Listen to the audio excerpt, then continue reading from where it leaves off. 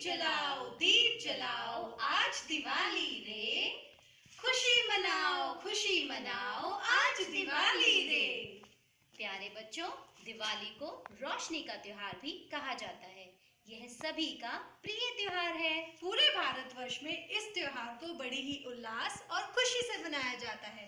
तो आइए इस कहानी के माध्यम से जानते हैं कि दिवाली का त्योहार क्यों मनाया जाता है। सरयू नदी के किनारे स्थित अयोध्या के राजा दशरथ के 4 पुत्र थे, राम, लक्ष्मण, भरत, शत्रुघ्न। बड़े पुत्र राम का विवाह माता सीता के साथ हुआ।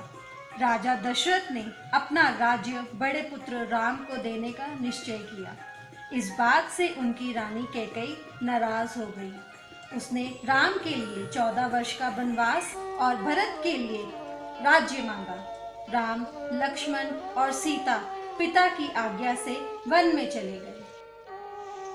वन में वे एक कुटिया बनाकर रहने लगे। एक दिन सूर्पनखा नामक राक्षसी राम जी को देखकर मोहित हो गई और सुंदर स्त्री का रूप धारण कर उनके पास विवाह का प्रस्ताव लेकर गई। राम जी के ना कहने पर वह उनके भाई लक्ष्मण के पास गई। उनके द्वारा भी ना कहे जाने पर वह क्रोध में भर गई और वापस अपने राक्षसी रूप में आ गई। लक्ष्मण जी ने क्रोध में आकर उस राक्षसी का नाक तलवार से काट दिया। वह रोती हुई अपने भाई रावण के पास चली गई।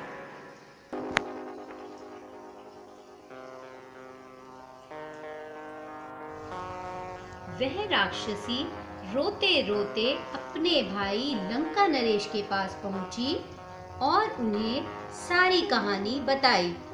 लंका नरेश क्रोध से भर गए और उन्होंने राम और लक्ष्मण से बदला लेने की ठान ली। उन्होंने मारीच नामक राक्षस को स्वर्ण हिरण बनकर उनकी कुटिया के आसपास घूमने का आदेश दिया। माता सीता उस स्वर्ण हिरण को देखकर मोहित हो गई। राम और लक्ष्मण को उस हिरण को लाने के लिए वन में भेज दिया।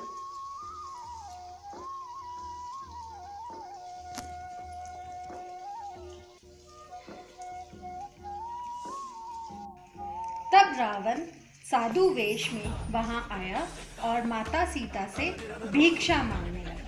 जब माता सीता भिक्षा लेकर आई तो वह अपने असली रूप में आ गई और वह छल से माता सीता को उठाकर अपनी नगरी लंका में ले गई। माता सीता की तलाश करते हुए राम जी हनुमान जी से मिले और हनुमान जी ने उनकी सहायता करने का प्रण लिया। हनुमान जी समुंदर लांघकर लंका में गए। लंका पहुंचकर उन्होंने माता सीता को अशोक वाटिका में दुखी अवस्था में पाया।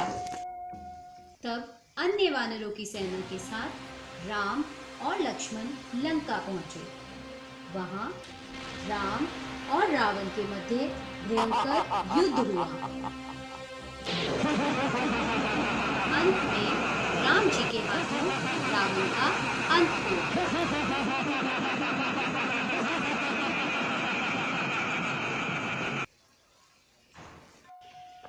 माता सीता और लक्ष्मण सहित राम जी अयोध्या वापस लौटे।